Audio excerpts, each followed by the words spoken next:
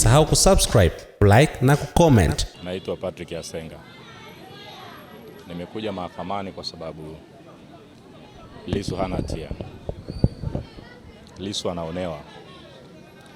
Na laiti watawala wangetambua wanavyozidi kumweka gerezani, wanazidi kuwakomaza Watanzania kupigania haki na kudai mabadiliko ya kweli, basi wangemwachia asubuhi. Kwa mimi, kwa maoni yangu ni kwamba Lissu hana hatia.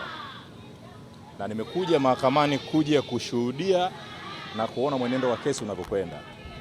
Lakini kwa jicho la kawaida tu utagundua anaonewa. Kwa hiyo waharakishe haraka hiyo kesi imalizike.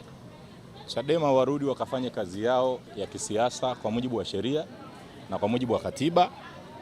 Watu washindane kwenye majukwaa ya kisiasa. Uhuru wa kufanya siasa urejee, uhuru wa kutoa maoni urejee. Haya mambo ya kuoneana, kuumizana, kutekana yamepitwa na wakati. Hayana msaada wowote kwa taifa hili. Kwa hiyo wamwachie haraka.